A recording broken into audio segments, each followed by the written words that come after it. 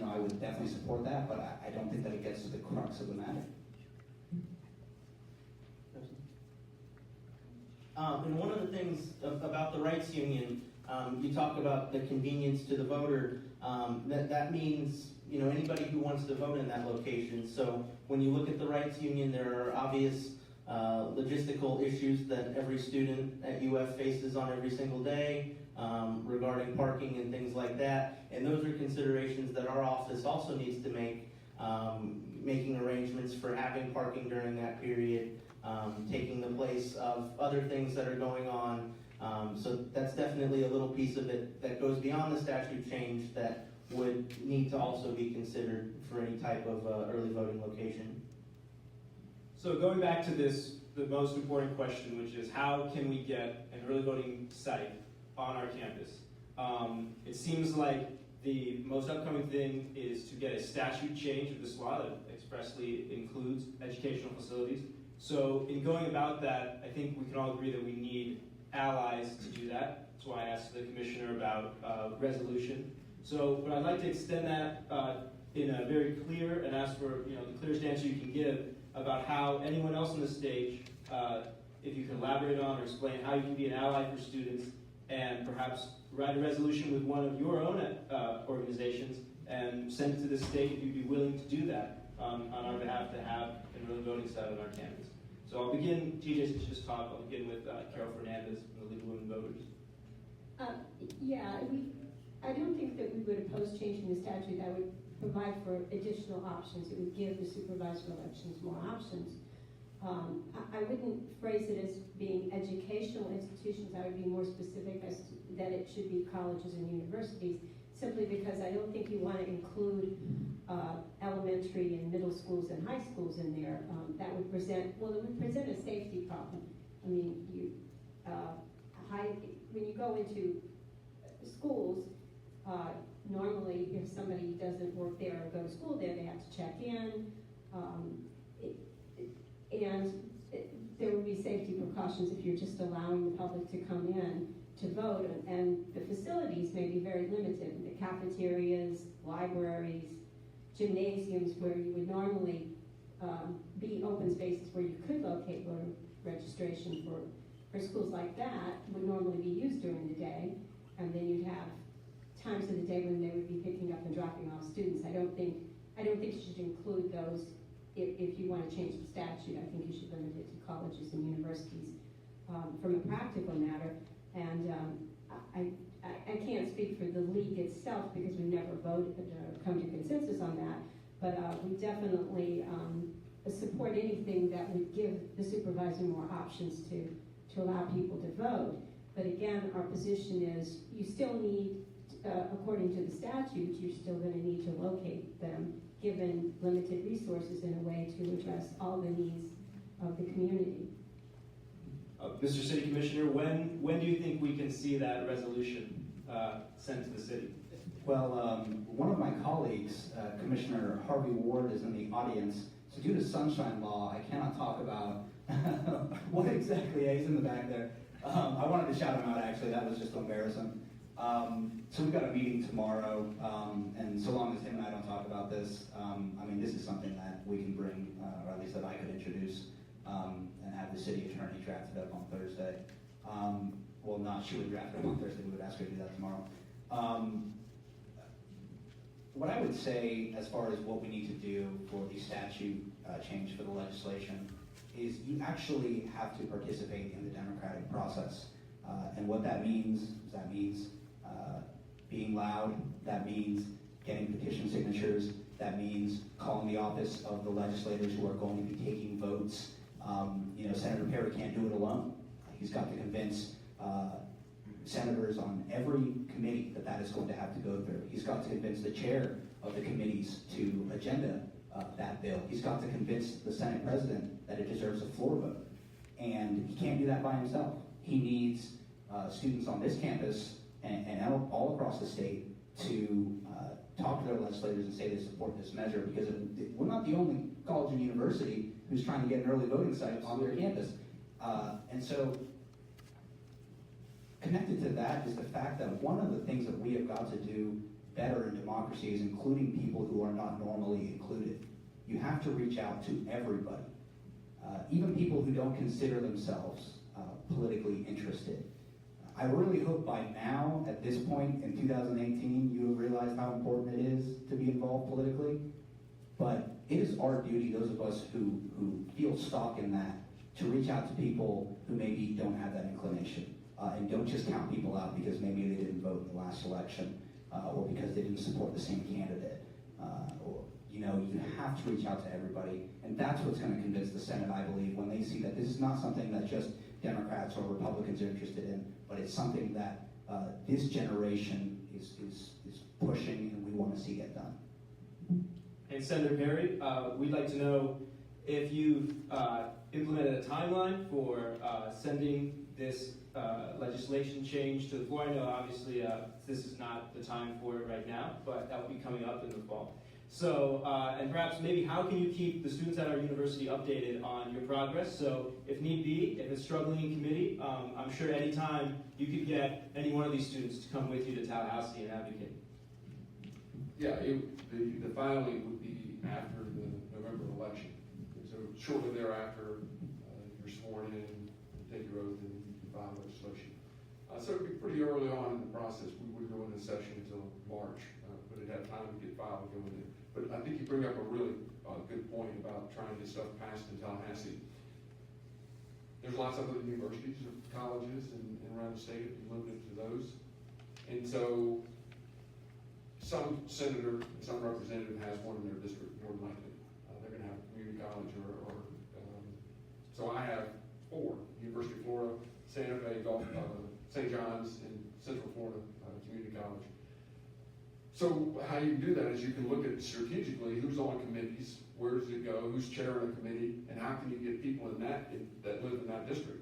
Someone who lives down, who might be chairing a committee out of Miami, may not care what you think, and you may not have much of an impact on trying to persuade them to hear a bill, put it on their calendar. So that's how you can broaden the support statewide by getting other student groups involved in this thing.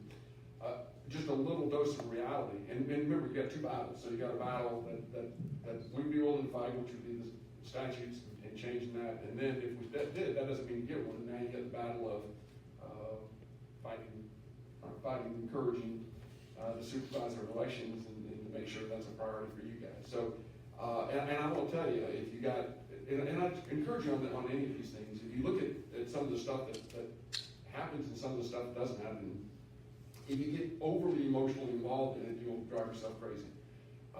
I had 38 bills filed. I think we passed 12. We had 1 vetoed out of 38. And we had more than, I think there was only 1 other senator who had more bills passed. But still, there was some of my priority stuff that never even got a hearing. Or texting and driving, where we had people coming up. You talk about a compelling statement when you have parents there, when their 9-year-old son was killed by a texting driver, or you got another father whose son was killed on his motorcycle. And you got all these compelling, and I still couldn't get it passed. And you would think that with that kind of compelling argument that you could get people to say, yeah, we're going to do this is important for the citizens of the state of Florida. So, but you can't give up.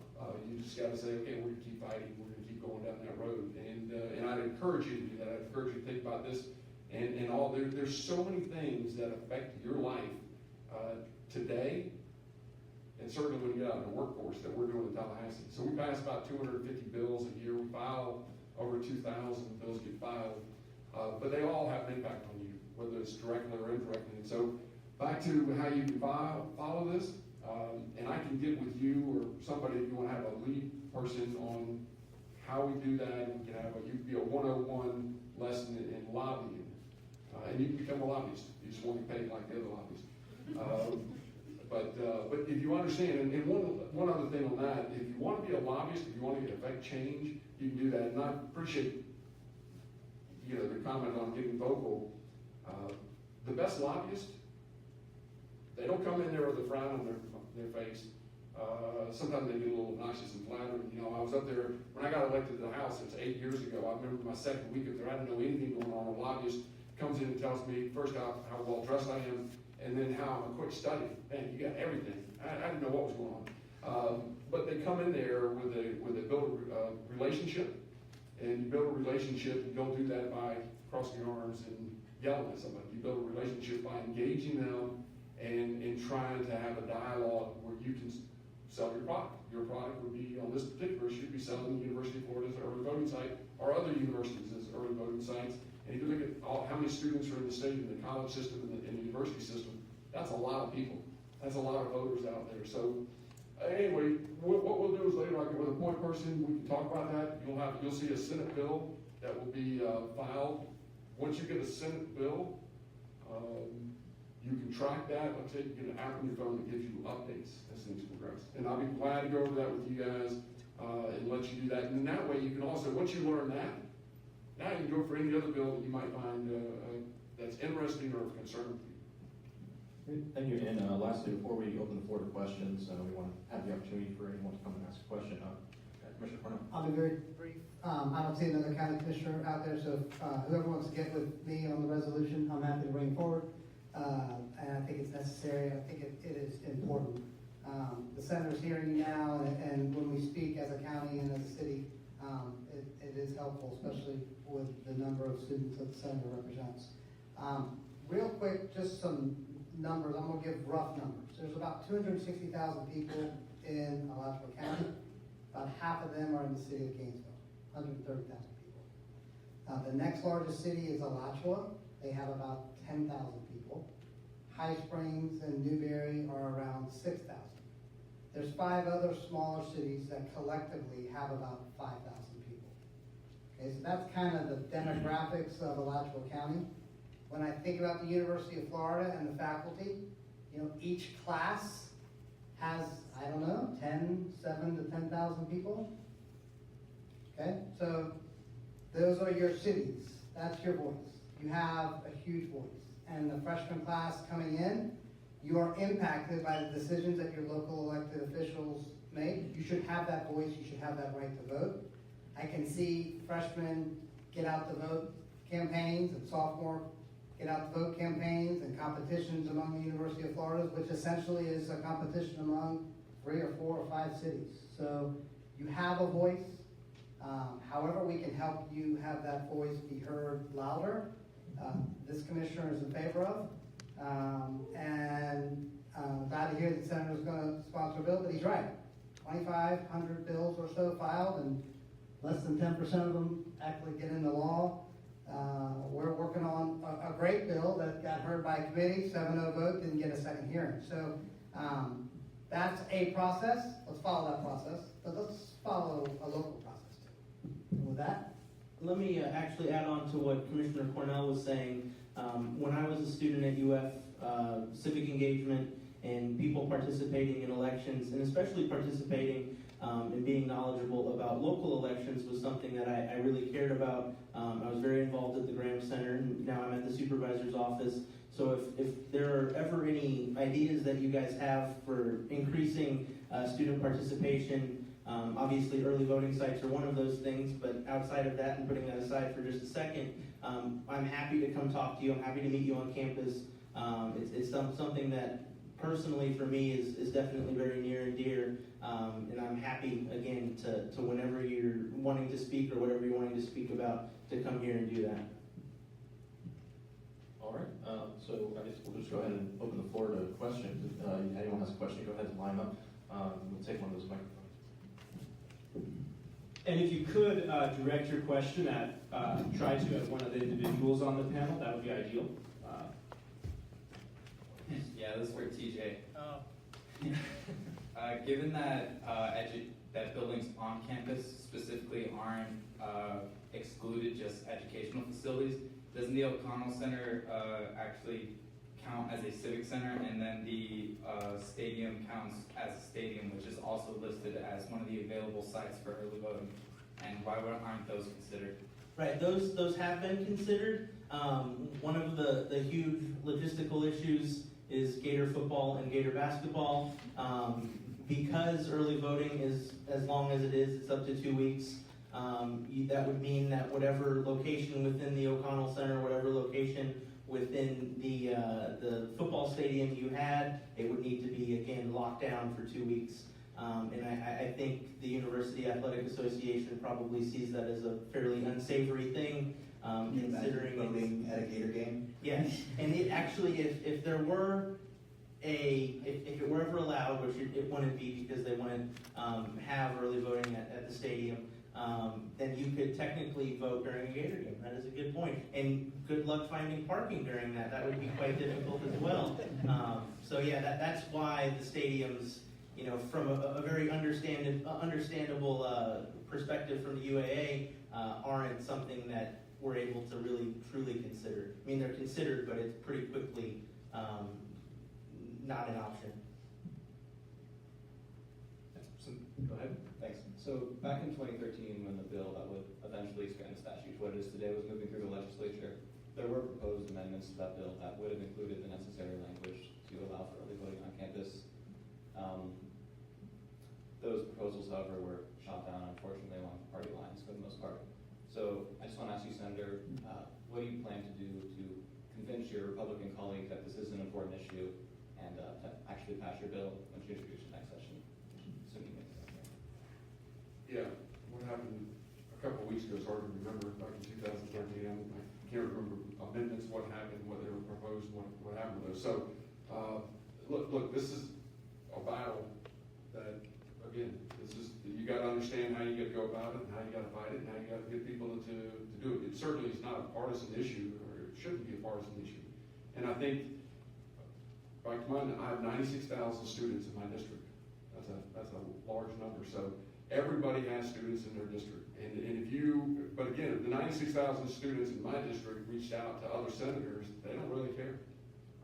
They don't care what you think. They don't care what's going on. They have their own districts with their own constituencies that they have to deal with. So that's how you do, which is a good thing of how you get statewide. And you have to get other students who live in other senators, and you have to pass this on the houses as well. You can't pass it on one side, you have to pass it on both sides. So I would just encourage you to think about, and this is where we can communicate. A bill will get a reference, get a bill number, then it will go to the Rules and Calendar Committee, and they will reference it to whatever subcommittees and full committees it's going to go to based upon its content. So I don't know, this would probably go to education. It'd be certainly one of them. It'd go to ethics and elections, which is what I chaired. It would go to some other ones that would get a hearing in that one. But it would go to those committees. Then what you would do is you would look at the number of the people that served on that specific committee, and you start with the chairperson. Whoever that chairperson is, that's where you want to start. If the chairperson doesn't put it on the calendar, then nobody else has a chance to debate it and hear it. So there's a process. It's not real complicated on how you can work to get this stuff done. And then you can be an advocate, like Commissioner Cornell said too. How do you get your voice out there? How do you become, you're a huge voting bloc? And so those are things that we can discuss in December and January. Can I just add one thing? Just as our lobbyists, what do you plan to do to convince your colleagues? Not what we can do. We know what we're going to do as students and as a voting bloc. So Barrett's asking for a quick follow-up in his original question, which is basically the original question, which is what is going to be your line to the colleagues that you have that may not be in support? So. Yeah, and I would just put it as giving simply the supervisor of elections options.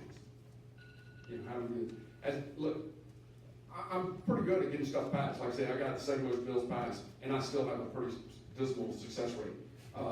But I work really hard trying to get stuff passed. I mean, we work hard, we work with chairs, we work with other groups, other lobbyists, other people. We kind of coordinate that, and that's something I'd be willing to do with you guys and help partner up with you. It's not easy, but I can promise you this, I am not the smartest guy out there, but I work really hard trying to get stuff done.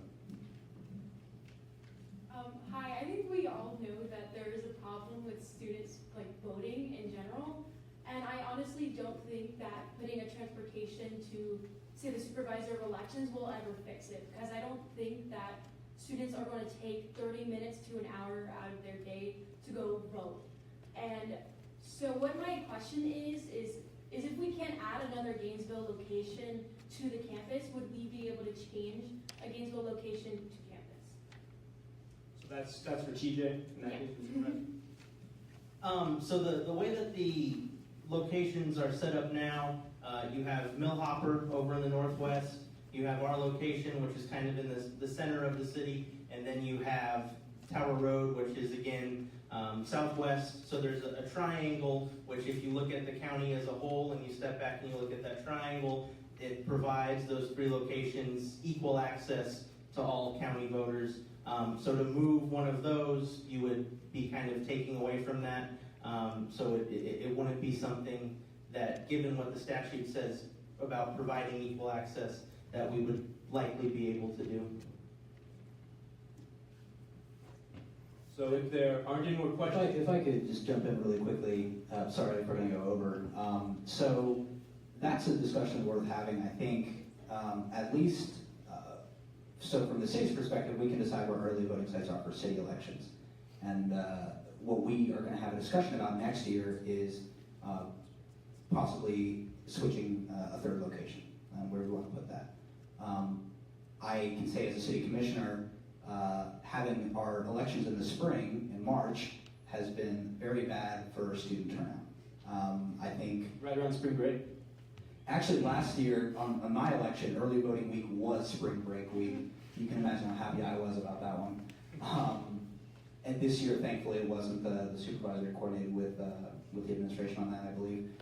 And so, something that actually the commission is looking to do, and this was an initiative campaigned very hard by Commissioner Ward, which was changing voting times from the spring to the fall for the city elections, because student voters absolutely need to have more of a say in city elections. And I think that is a great step. Having voting site on campus is obviously the ideal, but I think that there's a lot that this university can do. I think it would be great if the University of Florida administration decided we're going to make it an expectation that every new Gator is going to become a Gainesville voter. And sure, if you feel like you want to vote by mail back home, that's a decision you can make for yourself. But you all should understand the type of consequence that not voting has on your life. You were here for 4 years. I hope you consider Gainesville home. This is a place where you can, with your ability, the collective ability to come together and vote for candidates who are going to promote policies that are good for students and good for young people. That is an effect that you can leave for generations. And if the student body were to vote even 5 or 10%, you would change the landscape of the electorate in Gainesville overnight.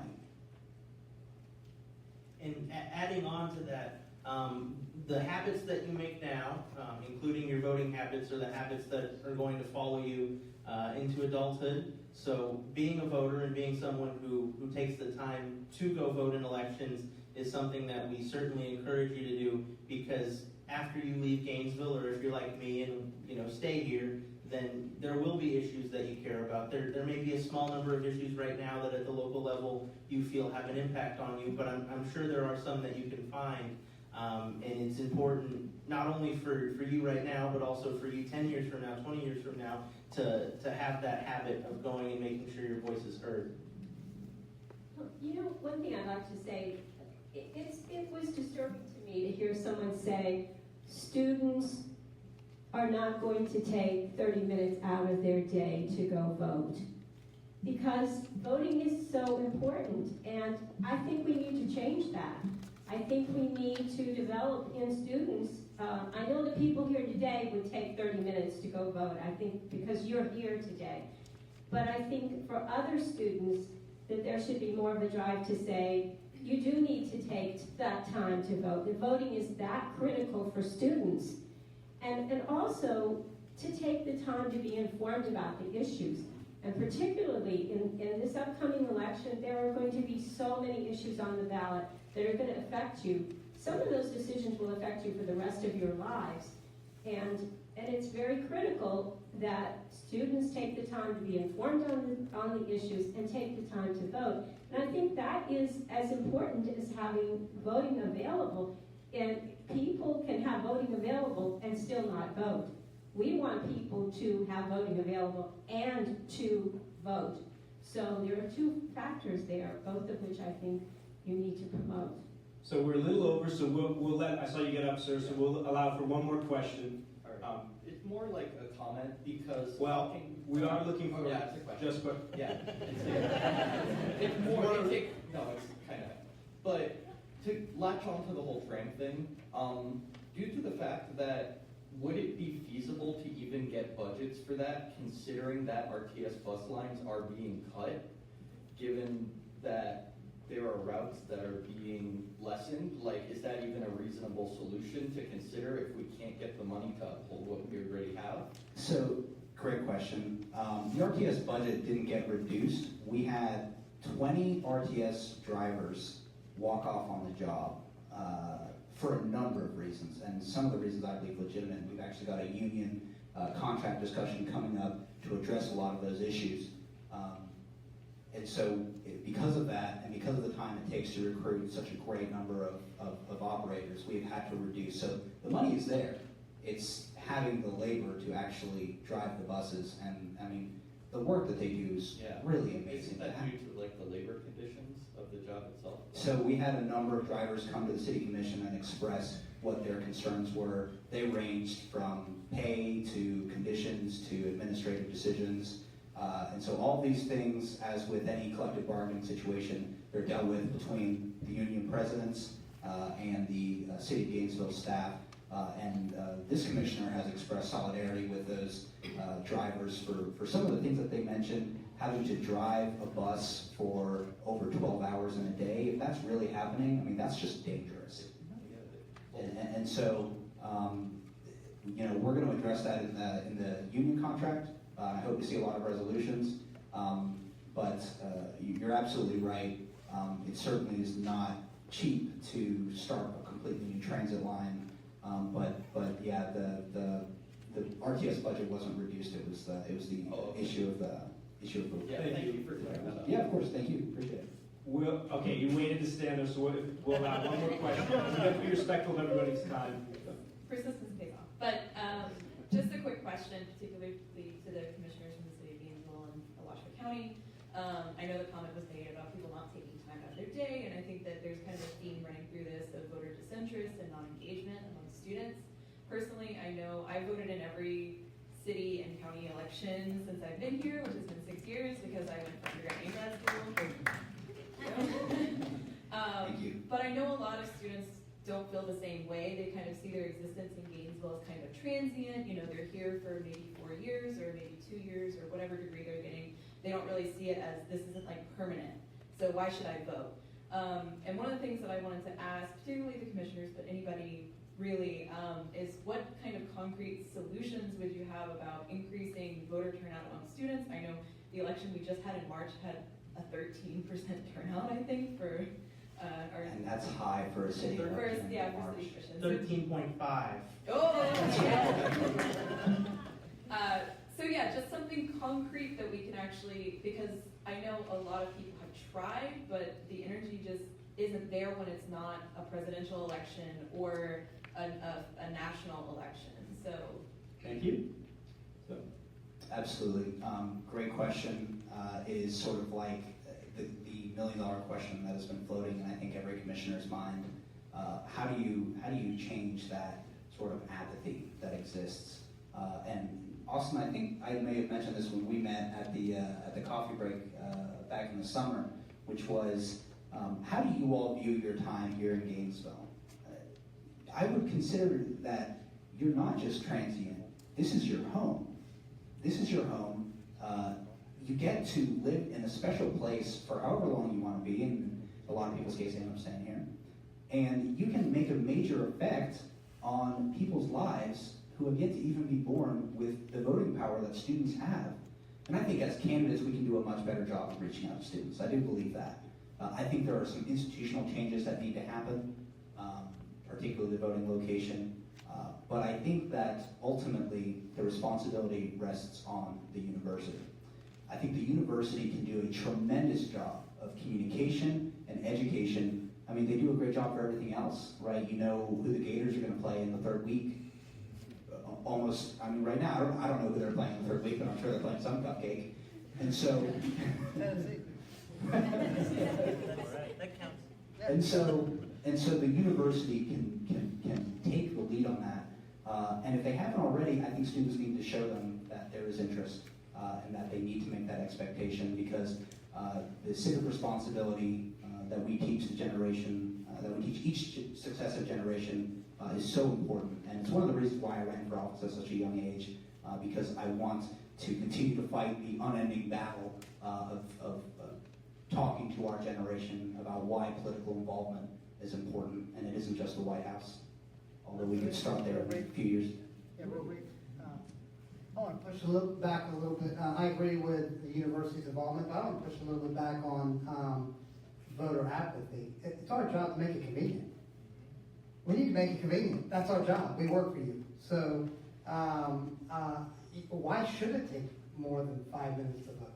It shouldn't, right? It shouldn't take 45 minutes to vote. So to say, well, you need to have a civic duty and to spend 45 minutes, I guess, but it shouldn't take that long.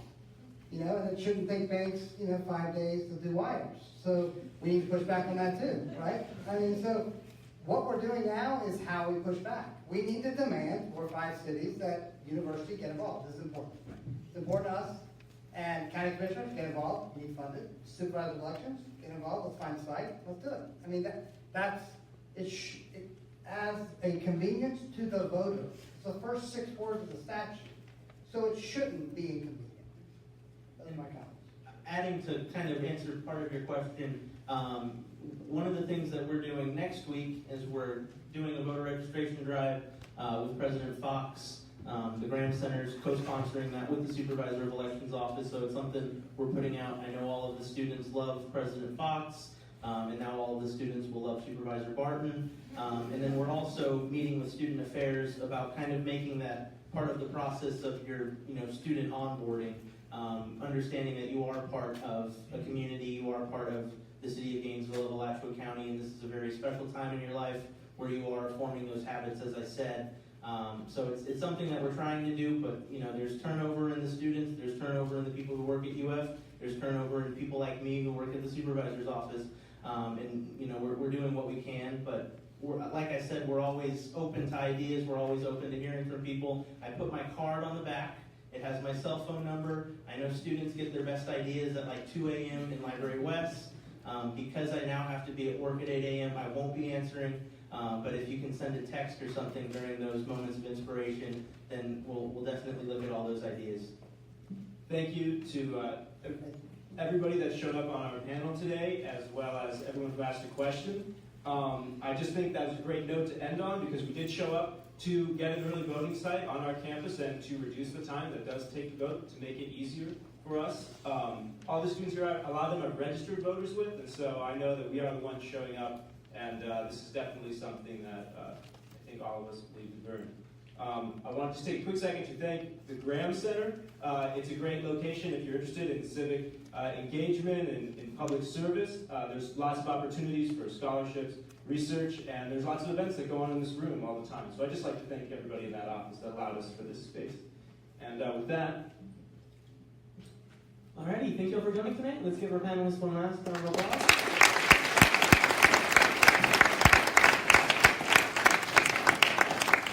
And just one more time real quick, I'd like to thank you all for coming tonight. I know, it's a Wednesday night, so we really do appreciate it. In the back, we'll be registering some voters, and we have a signing sheet as well if you haven't signed in yet, as well as some, general literature in case you're interested.